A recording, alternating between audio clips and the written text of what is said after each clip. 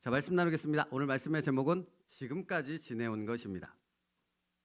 말씀을 준비하며 301장 찬양을 선택했는데 301장 찬양 첫 가사가 지금까지 지내온 것 주의 크신 은혜라 한이 없는 주의 사랑 어찌 이루다 말하랴 찬양합니다. 이 찬양을 이렇게 부르는데 제 마음에 아니 도대체 누가 어떤 사람이 어떤 삶을 살면 이렇게 찬양할 수 있을까 하는 질문이 떠올랐습니다. 여러분, 이렇게 찬양할 수 있는 자는 누구나 다 이렇게 찬양하지는 못하지 않겠습니까? 그렇죠? 지금까지 지내온 것 주의 크신 은혜라 한이 없는 주의 사랑 어찌 이루다 말로 할 수 있겠느냐.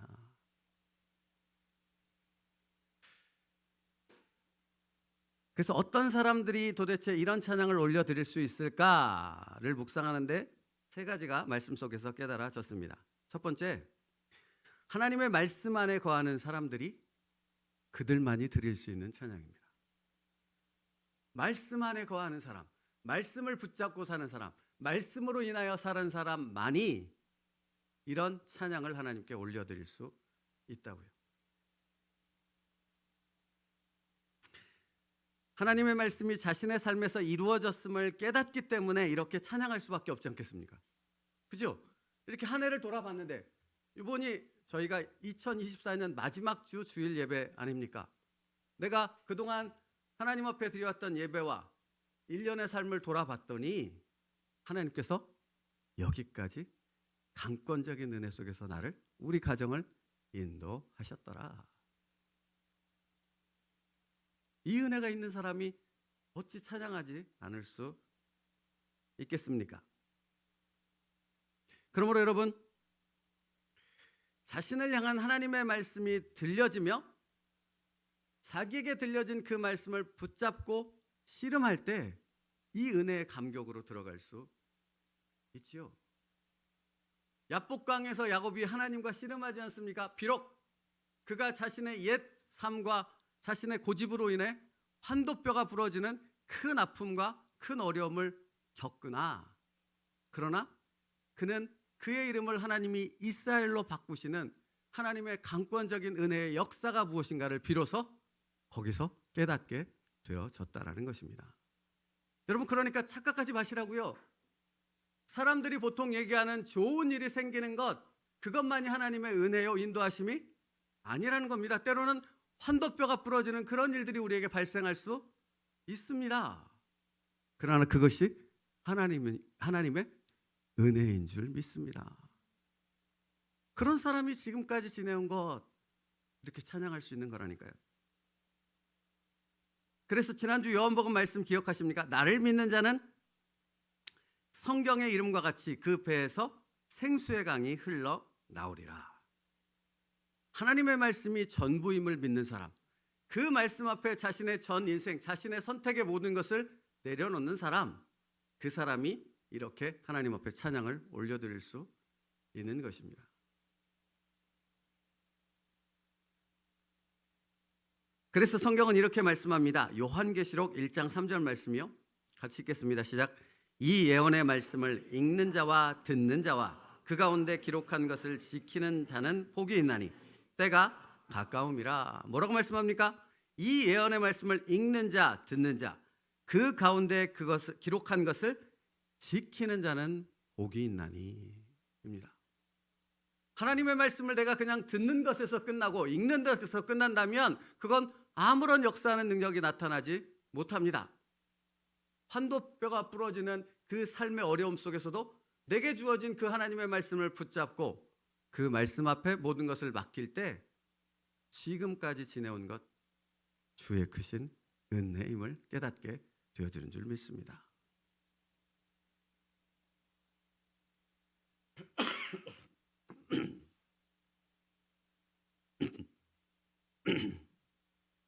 그러므로 여러분, 이전과는 다른 새로운 삶의 변화는 오직 하나님의 말씀으로부터 시작된다는 것을 잊지 마십시오. 내 의지가 아닙니다. 내 계획이 아닙니다. 어떤 여러분이 늘 기도 제목으로 내놓는 하나님 이렇게 해주시면 내가 이렇게 살게요, 이렇게 순종할게요, 그렇게 변화가 시작되지 않습니다. 하나님의 말씀이 선포되고 믿겨지지 않는 그 말씀이 내 안에 심겨져서 그 말씀을 믿음으로 붙잡을 때 하나님의 역사는 내 삶 가운데서 시작되는 줄 믿습니다. 그러므로 여러분, 절대 논리적으로 맞는가, 합리적으로 이치적으로 내가 수긍할 수 있는 것인가 아닌가는 중요하지 않는 것이죠. 내가 믿음으로 내게 주시는 그 말씀을 받는가 아닌가가 중요한 것입니다. 그래서 요한복음 1장 14절이요. 같이 읽겠습니다. 시작.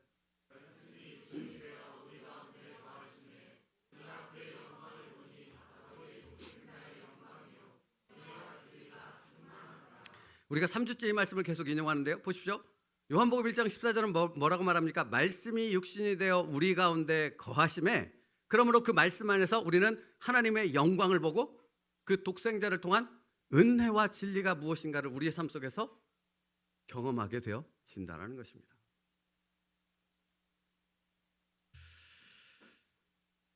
여러분, 이렇게 주님께서 말씀하실 수밖에 없는 것은 믿음으로 말씀 속에 거하는 자의 삶에는 하나님의 영광과 진리가 충만하게 되는데, 왜 그런가? 말씀이신 예수 그리스도가 함께, 나와 함께 사시기 때문입니다. 여러분, 이스라엘 백성들이 애굽에서 나와서 시내산에 이르렀습니다. 그리고 그 시내산에서 하나님을 만나지요. 그때 시내산을 온통 덮은 구름이 있었습니다. 그것이 무엇을 상징합니까? 하나님의 임재를 상징합니다. 하나님의 임재가 있는 곳에 하나님의 영광이 있는 줄 믿습니다. 예수 그리스도가 함께하는 그곳에 하나님의 은혜가 있고 하나님의 영광이 있고 나의 삶을 지금까지 인도하신다는 그 놀라운 찬양으로 이어지는 우리의 신앙 고백이 있는 줄 믿습니다. 이처럼 놀라운 은혜를 경험한 이사야 선지자는 그 하나님에 대해서 이렇게 소개합니다. 이사야 49장 15절부터 16절이요. 주일학교 친구들과 함께 같이 읽겠습니다. 이사야 49장 15절 16절 시작. 여인이 어찌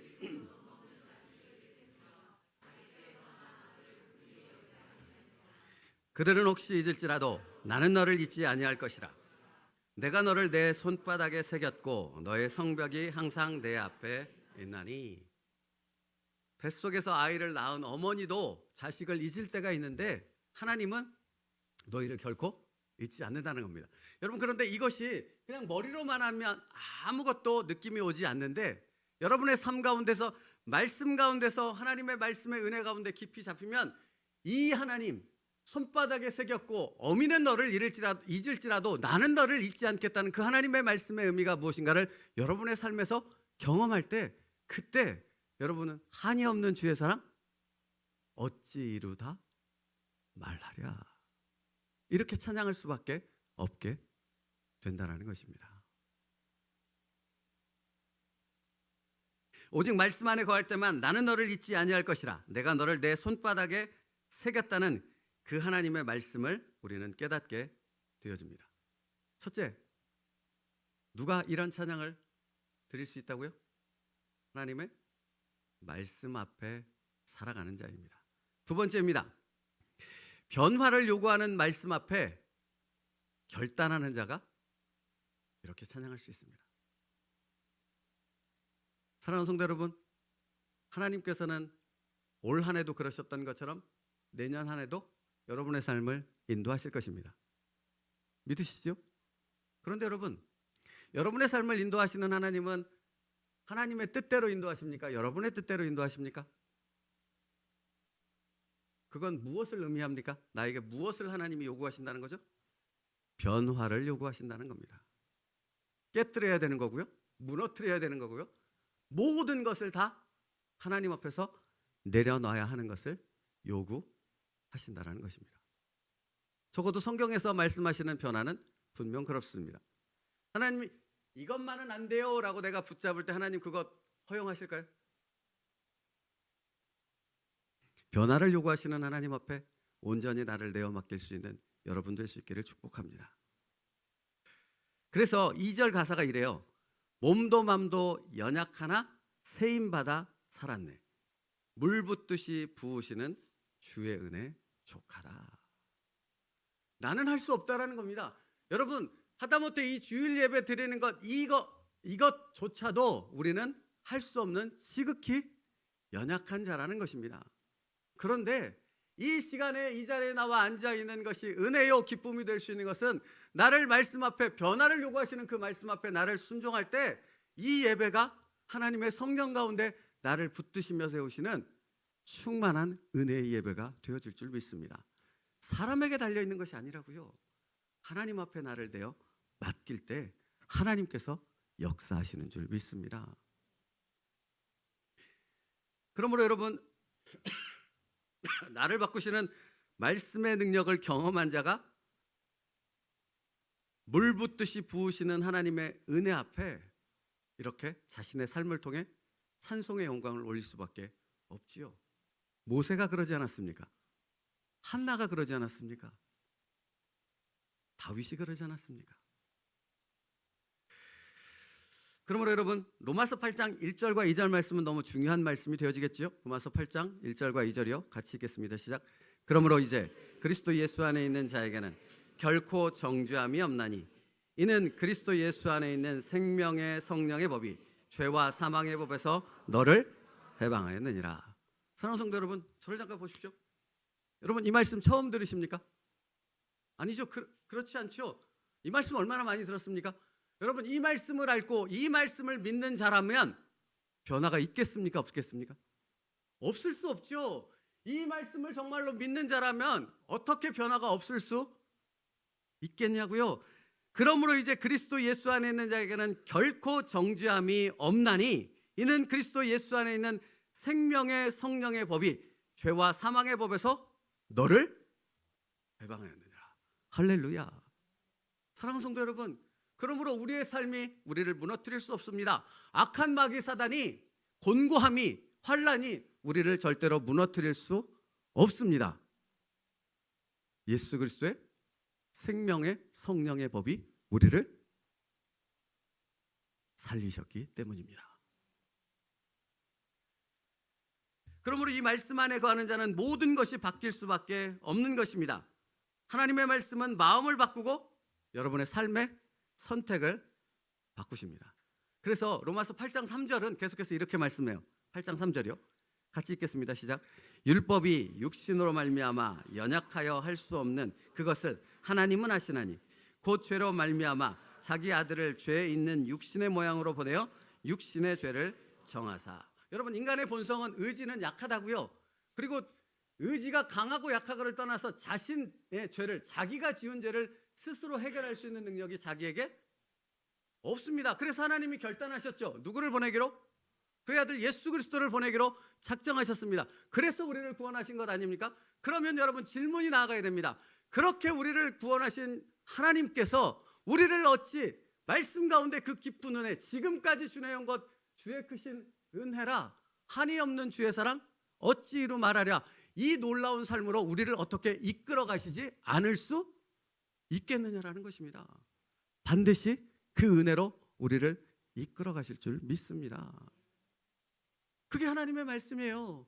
그러므로 그 말씀 앞에 자기를 복종시킬 수 있는 자가 그 말씀의 깊은 은혜와 능력이 무엇인가를 그의 삶 속에서 깨닫게 되어지고 한이 없는 주의 사람 어찌 이루다 말할 수 있겠느냐.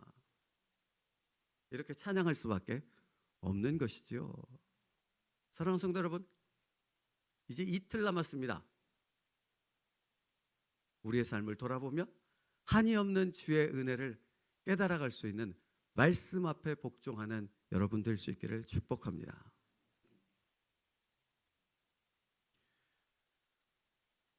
그러므로 이런 사람들은 자신의 삶을 통해 하나님의 역사를 경험하게 되어지는데, 여기서 하나님의 역사라는 것은 병을 낫고 부자가 되어지고 망할 사업이 다시 회복되고 이런 기적을 얘기하는 것이 아니지요.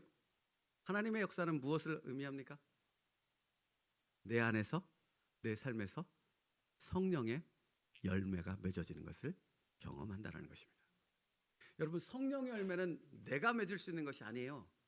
내가 의지적으로 노력해서 맺어지는 열매가 아니라고요. 눈꺼풀 하나, 여러분 이 예배 시간에 눈꺼풀이 내려오는 것 하나 여러분 힘으로 어쩔 수 없지 않습니까? 그렇죠? 우리는 그런 자들입니다. 그런데 어떻게 우리 삶 가운데 성령의 9가지 열매가 맺어질 수 있겠습니까?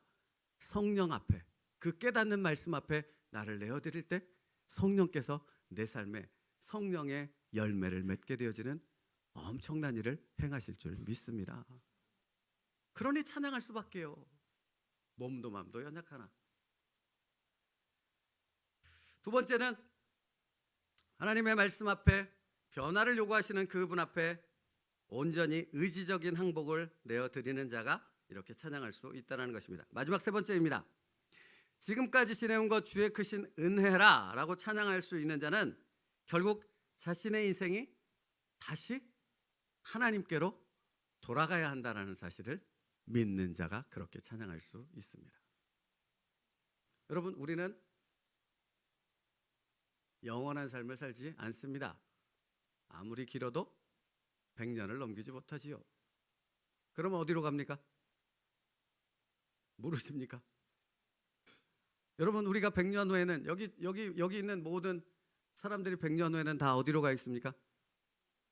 하나님의 천국의 본향에 가 있는 줄 믿습니다.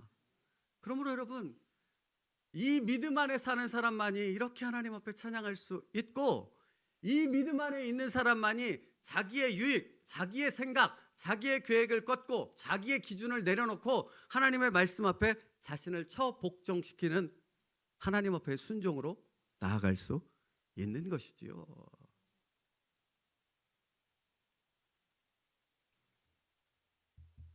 그래서 여러분, 히브리서 11장 13절 14절 말씀, 표준세 번역 성경인데요. 우리 함께 이 말씀을 읽어보겠습니다. 히브리서 11장 13절 14절은 이렇게 말합니다. 같이 읽습니다. 시작. 이들은 모두 믿음으로 살다가 죽었습니다. 그들은 약속된 것을 받지는 못하였지만 그것을 멀리 바라보고 즐거워하였으며 땅 위에서는 손과 나그네로 있다는 것을 인정했습니다.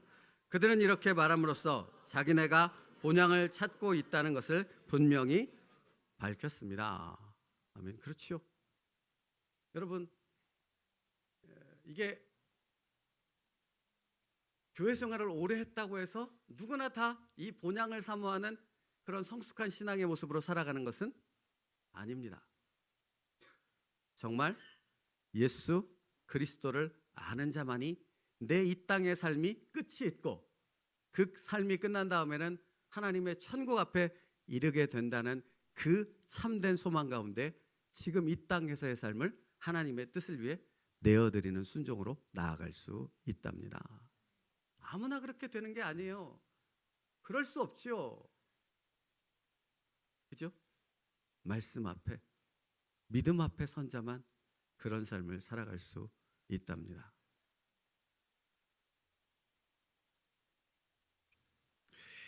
그러므로 여러분, 하나님의 나라에 소망을 둘 수 있다는 것은 하나님의 말씀이 살아 역사하고 있다는 것을 믿는 자들이라는 증거가 되는 거죠. 이것에 대해서 골로새서 1장 5절과 6절은 이렇게 말합니다. 골로새서 1장 5절과 6절이요. 역시 표준세 번역인데요. 같이 읽겠습니다. 시작. 그 믿음과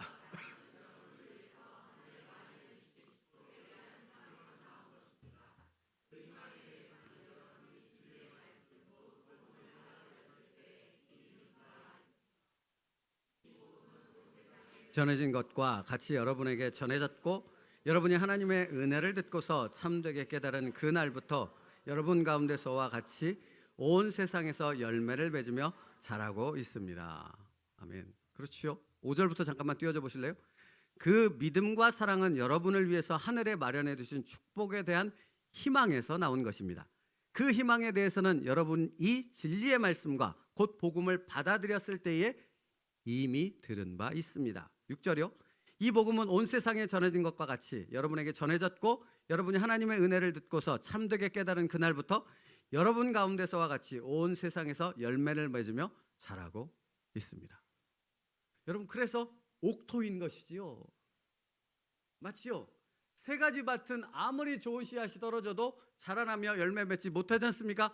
오직 옥토만이 그 씨앗을 품고 열매를 맺는 놀라운 은혜 가운데로 나아갈 수 있지 않았습니까? 옥토는 무엇입니까?